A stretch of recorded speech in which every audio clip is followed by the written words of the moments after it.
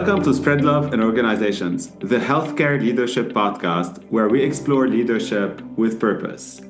I am Naji, your host, joined today by Sekhar Naik, a serial entrepreneur, business leader, aviation enthusiast, long-distance runner, and above all, a community builder who believes in the innate power of authentic people-to-people connections. And I can attest to that. As the founder of mResult, Sekhar has built a foundation of ethical and empathetic commercial growth by serving as a trusted advisor to a select group of respected global brands. Sekhar is also a co-founder and investor in a variety of startups, providing them with both mentoring as well as financial support. In his commitment to pay it forward, he's a major donor of YMCA Nike Family Branch in Mystic, Connecticut. Sekhar is committed to academic partnerships that explore leading-edge innovation and investments in cutting-edge technologies around Gen AI and biotech companies. Sekhar, it's so great to see you again and have you with me today. Naji, thank you so much for having me in your show. I'm really excited to talk more. I actually would love to start with your personal story. From your early childhood in India to successfully being now a global leader in your field. Tell us a little bit more about your inspiring journey. Naji, it's going to be a long story, so we'll have to kind of do like 2 podcast sessions, but, I'll try to be brief.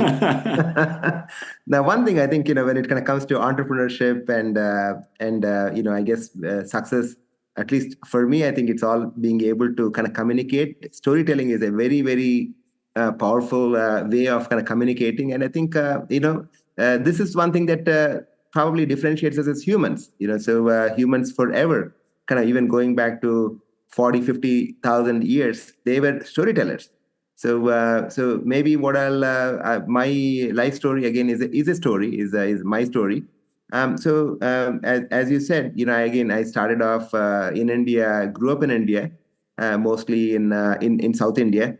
And, around 20 or 21 years, when I was 20 or 21 year old, I moved to Mumbai, which is obviously one of the biggest cities in India. So it was a major change for me, kind of coming in from a small town to kind of going to this huge, massive city. But then, there are so many opportunities in Mumbai. And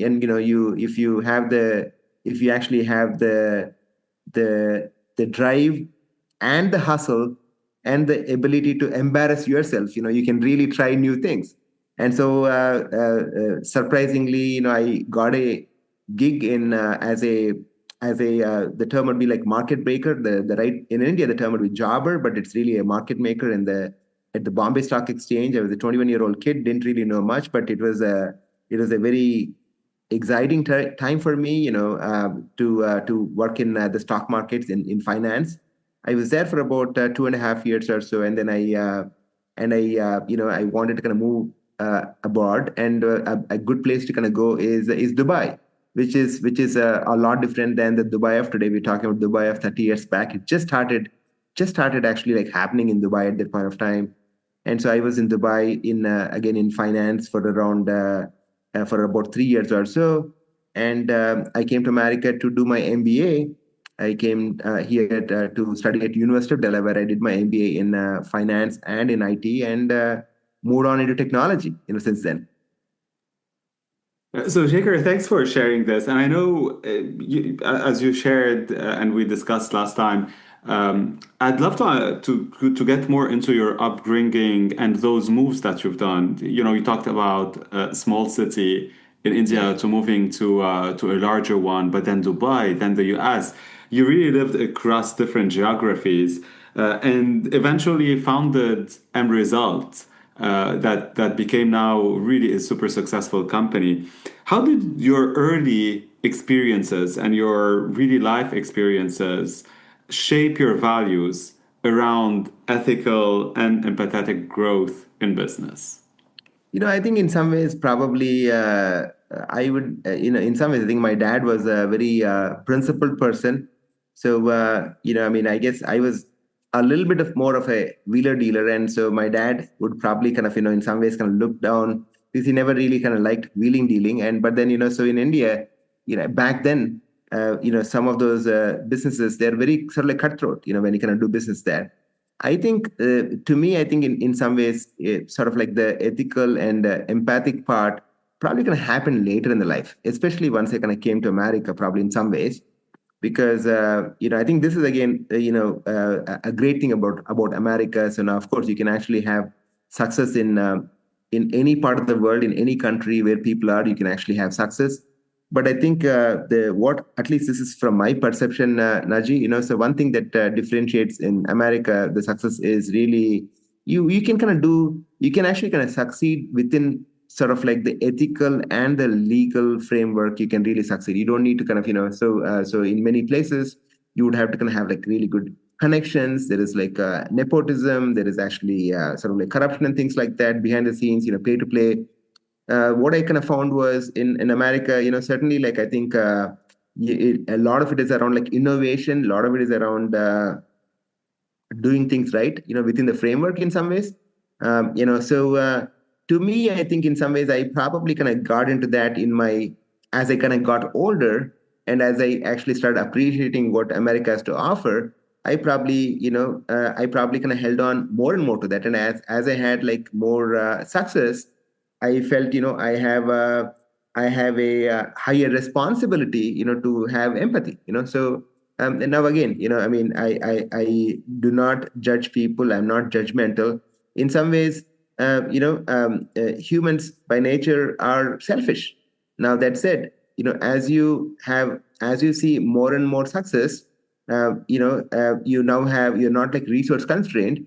You don't have as much insecurity, and that might actually kind of get you to be less selfish in some ways. The more you have, potentially the less selfish you actually kind of become. Of course, there are other stories of people having tremendous amount of wealth and kind of continue on, but that's kind of a different, I think, obviously people sometimes do selfish things because they want to be powerful versus they actually think that they don't have, two different angles, right? Yeah. Now the other part also kind of going back to the entrepreneurial journey, I think in some ways, my dad's story was a little bit of an inspiration to me. My father was a very smart guy. He had two engineering degrees, both in mechanical engineering and textile engineering, and he worked on some major jobs, kind of sort of like setting up these textile factories, running them, employing thousands of people and these were some of them were like sort of like a semi government type of organizations. But then what happened was textile industry in India and maybe even globally here in the US too, is went through like major periods of recession. And so when that would actually happen, my dad, would still be working, but would not kind of get paid for like years probably. And so, I think that was kind of maybe one influence in my life when I felt, hard work does not necessarily like, translate to success. You also need to really kind of pick and figure out how are you going to apply that hard work. So to me, that was more around, I want to be responsible for my own destiny rather than actually someone else being responsible. As in, like if you're working for an organization now, you have somebody else who actually, in some ways, your destiny is like tied to that. So perhaps that's probably the reason why I always wanted to start my own company, and perhaps that is the reason why I always wanted to start different businesses. Perhaps. Shaker, I love you said pick where you put your hard work. Yes. And I really love this sentence. Can we go more about this? Because you're an entrepreneur by heart. You've built several companies. How did you pick where to put your hard work? Was it a kind of, because I talk with a lot of leaders, some of it is planned, some of it is just, I don't like to call it luck because I think like you kind of look for your luck somehow. So I'd love like, how did you pick it? I mean, Naji, and it's a great question because, these days when I look at it, I don't even think about it, right? Because it's actually, I'm kind of going through the process. I'm sort of like experiencing the success. But, your question actually sort of like got me thinking very briefly. And I remembered probably long time back before all of my success, maybe I may have had some framework. I think vaguely I kind of remember having some sort of like a framework on this very exact question, right? Very exact question. So, I guess like the thought process back then, again, I don't remember it really well because this is probably, like a 25-year-old story probably. I would have said like, what do I kind of want in life? So, I think like for me back then, kind of growing up in a constrained environment, I think financial success was kind of pretty big for me back then, just for most of the people, right? I mean, especially if you didn't kind of grow up with a lot of money, I think financial success is kind of really important, especially like, if you had sort of like, especially like, if you family financial issues and things like that, right? So it's kind of important. So that was clearly in my metric. The other thing was that I wanted to sort of like, be in control of my own destiny in some ways. Yeah. So that freedom to be able to kind of do stuff. When it kind of comes to passion, I don't know if I suppose, I don't know, because I also kind of believe in, of course, we all have like our natural passion, but I also kind of believe in taking on any subject and sort of like building passion to that. So, for example, if I've never actually kind of gotten into teaching, but if I were to basically get into teaching, I think I would be a passionate teacher. I mean, which again, one of the you did mention earlier on in your podcast that I'm a pilot. I am a commercially rated pilot. This is relatively a new activity that I kind do. I mean, I don't, though I'm commercially rated, I do not fly people commercially. As in, I don't, I don't kind of work as a pilot for an airline. Now that said, again, I do it really well. Built passion to it, as in like, I want to kind of really fly well. I want to kind of learn. So I've always kind of had that mindset. But kind of going back to, the drivers, for me, I think back then, originally it was more around, hey, whatever I'm going to do, will it actually kind of make sure I have a good living, kind of given, given basically some of the financial insecurities that I actually had early on in my life, that was kind of very important. It was also important that I was able to choose what I want to do. And so maybe that probably might be the reason why I decided to kind of strike on the entrepreneurial path. Now, come to think of it, I have taken risks there, not just the risks, not just a financial risk. So, I mean, again, I came in here as an immigrant into this country. So I was working for a very large, pharmaceutical company as a consultant slash contractor. They really liked me. They offered me, this is early on, they offered me a full-time job this is at a director level position, good pay. But the best of all, my green card would have been a very easy process. And, though it was very tempting, I made a call and I thanked them for that offer. And I said, look, I want to really kind of, set up my own company. Now, I did not have a green card at the time, but, that is my eventual dream. So I did not take on, the path of working, as a director for this very large, pharmaceutical company. So I did take, I suppose in some ways, I didn't look at it that way, but I think I actually made a choice, based on, what I thought I wanted. And I'm glad it actually worked out. So, taking risks, the drivers that got you there, I want to now go into this company you built from one person, starting with pharma, to now 1,000 people company. So tell us a little bit what M Result does and how you do it differently. And I would love to understand more because I know you're really passionate about this people-to-people connection. So I'd love to hear from you. How do you keep that now in a company of 1,000 people with your people? Do you have rituals, practices to make sure that the people-to-people connection remains? So, at the core, M Result is a technology consulting company. So so now that said, there are many technology consulting companies like like Accenture, Deloitte, IBM, you name it, Cognizant. These are all very big companies. I guess in some ways, what distinguishes M Result is, we're a large company, 1,000 plus people. We work on complex projects, just like all these other large companies. Now, that said, we are a very agile company, and because of our size, we are able to be agile. we are also very passionate. In some ways, the company is an extension of my personality. So, whatever we do really, really well. That's kind of probably why now M-Result doesn't have any salespeople at all. That's probably the reason why M-Result grew from a one-person company to a 1,000-people company without any salespeople. It's purely word of mouth. And in terms of the actual work we do a lot of work. We started off, doing work around like data, building data marts, building reporting systems, building dashboards, and eventually kind of moved into analytics. And then, as the whole landscape progressed, I mean, if you remember, Naji, there was this whole move into cloud. We kind of became pretty good at the cloud deployment and cloud projects. And then, you remember the time when it all became big data. That was actually like really, really very big. And then digital became a big thing. So we, thankfully for us, we started off with a data company, and we were able to kind of morph, sort of like morph into this larger and larger offerings because our landscape kind of moved, more into that direction.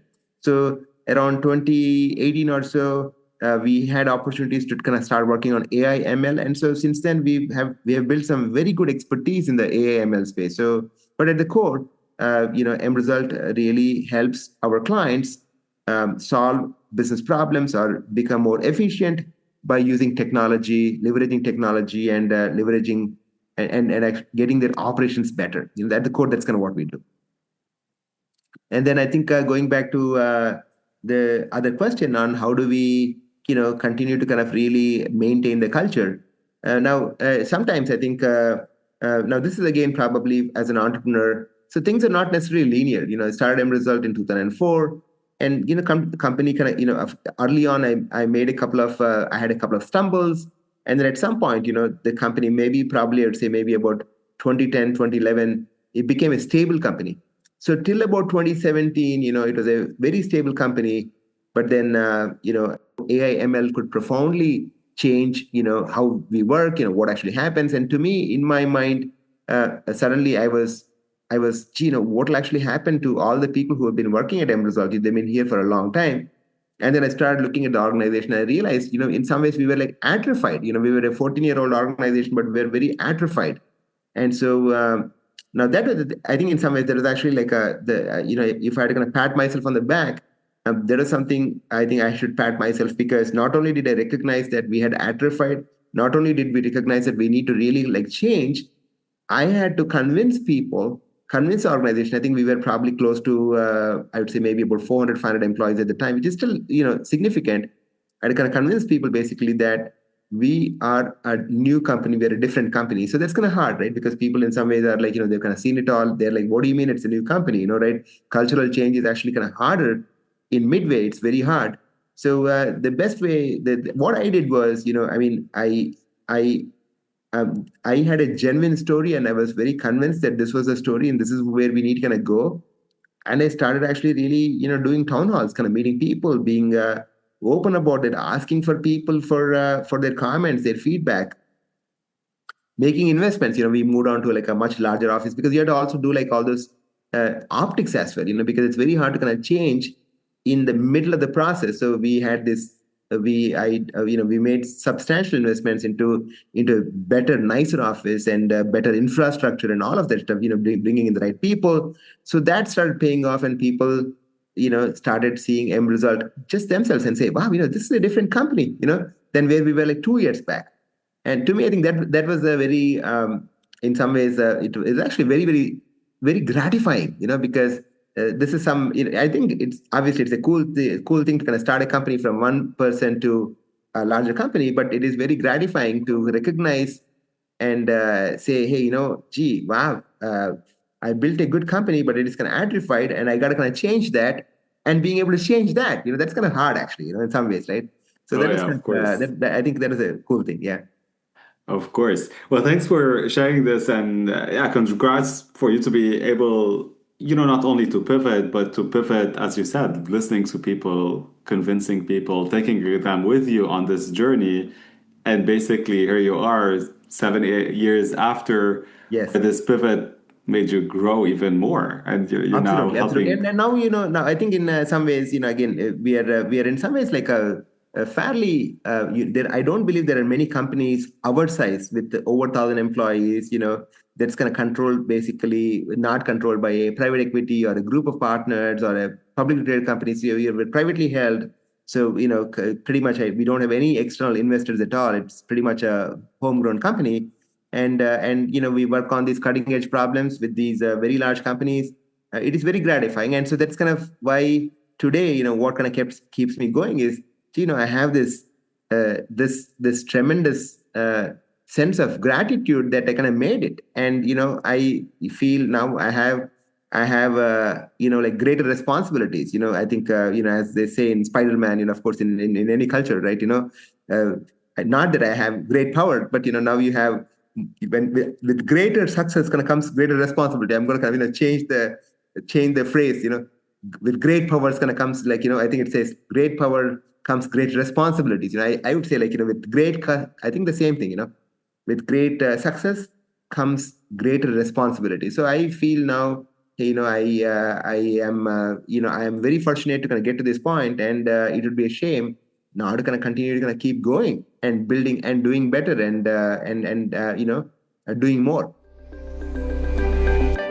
Shekhar, I know you're also passionate by doing more on helping others, the community, startups. You've invested, you mentor quite a bit of people. So I'm intrigued. What traits do you look for in those people beyond, the usual things of qualifications like the company insights, etc.? What do you look for really in the people and the leader you invest in?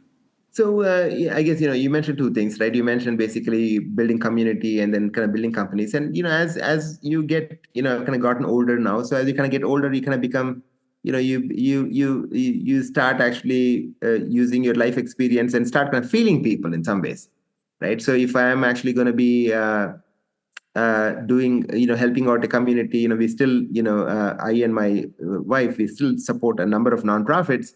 So what I kind of see there would be like, do they have the passion? Are they actually in some ways people who are like giving? Are they actually willing to kind of serve other people?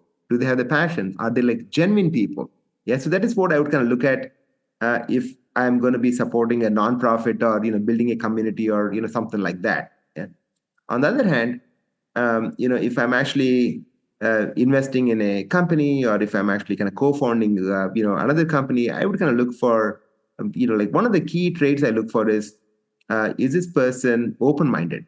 Yeah, open-minded, because, even the best business model doesn't really like mean anything, because business models kind of keep changing. So the ideal entrepreneur, or the most successful entrepreneur, is the one who's able to see things on the wall and being able to kind of pivot.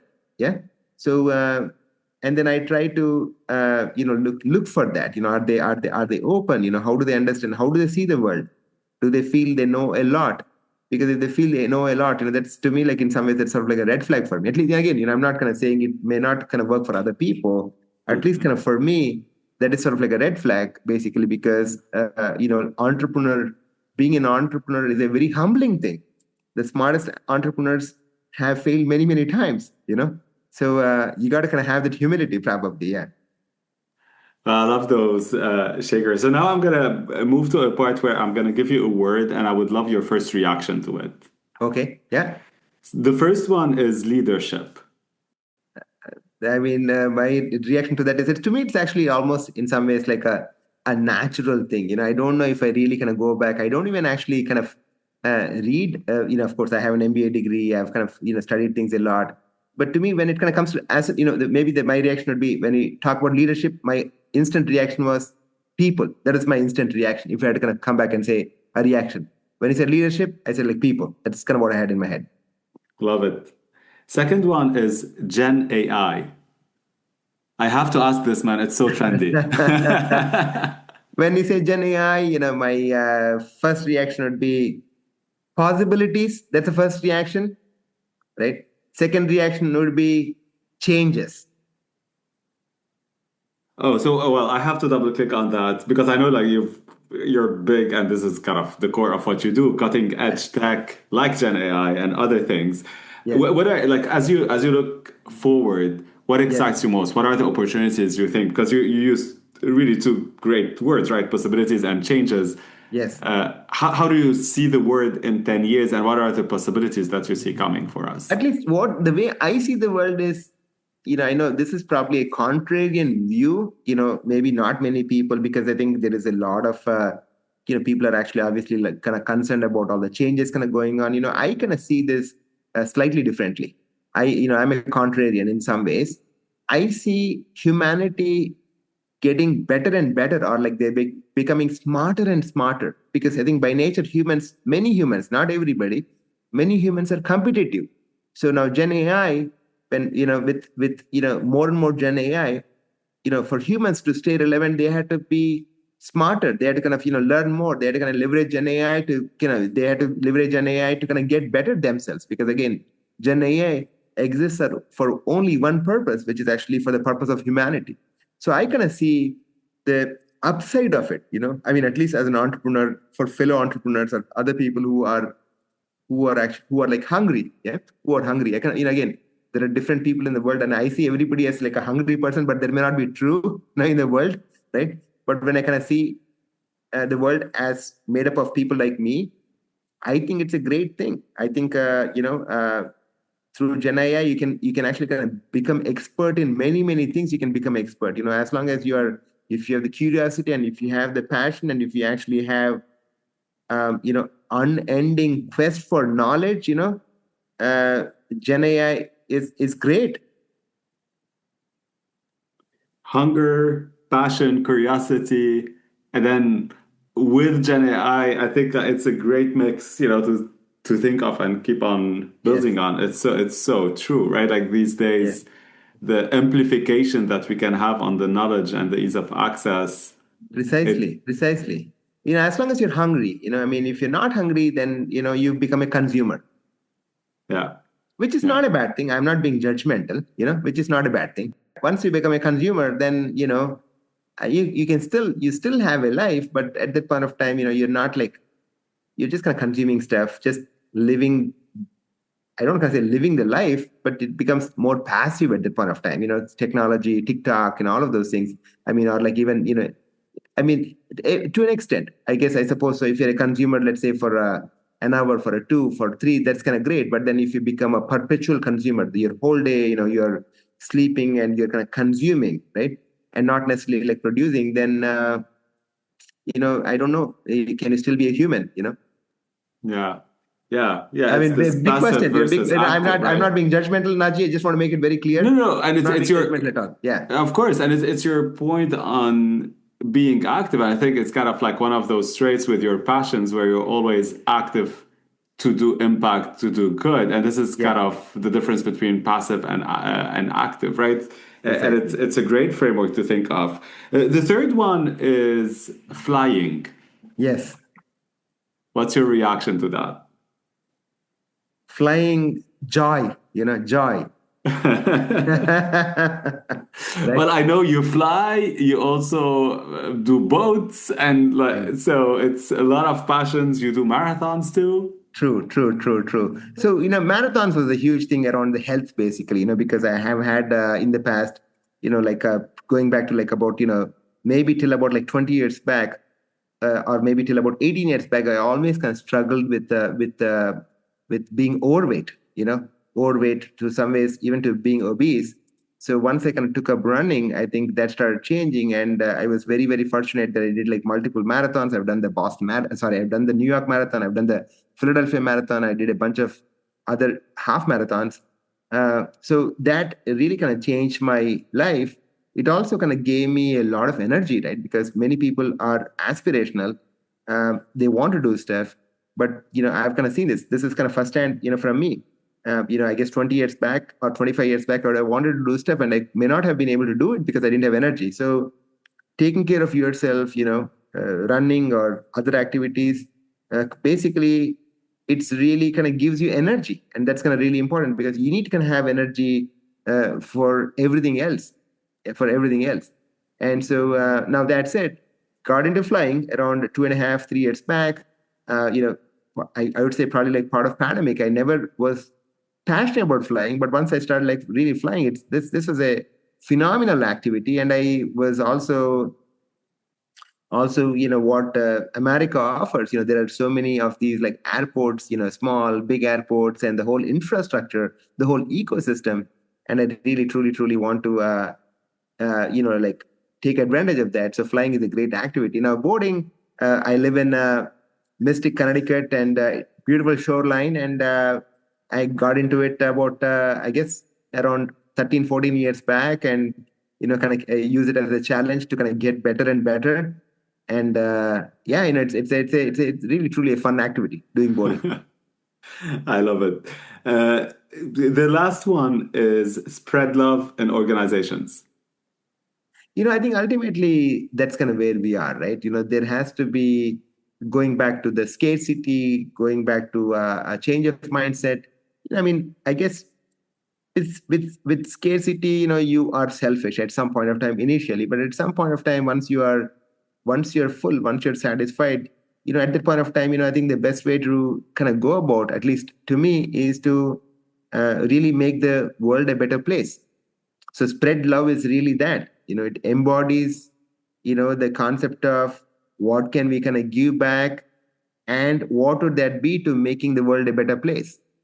I mean, Naji, again, you're a very successful, researcher, pharmaceutical executive, but, you're taking time to kind of do this, and this is basically, in some ways, your way of making the world a better place. Oh, thank you. Thank you, Sekhar. It means a lot. And I'd love a final word of wisdom for healthcare leaders like you and myself around the world. I think, again, ultimately, of course, we exist in a commercial ecosystem.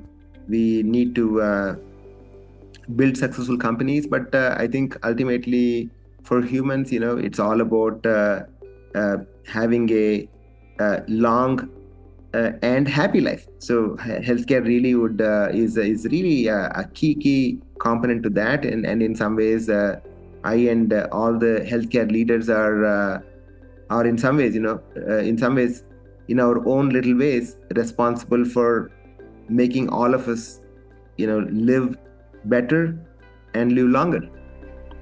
Certainly. This is why we do what we do and why we're so passionate about it.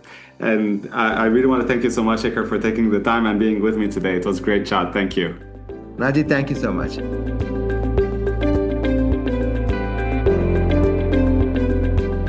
Thanks for listening to the show. For more episodes, make sure to subscribe to spreadloveio.com or wherever you listen to your podcasts. Let's inspire change together and make a positive impact in healthcare, one story at a time.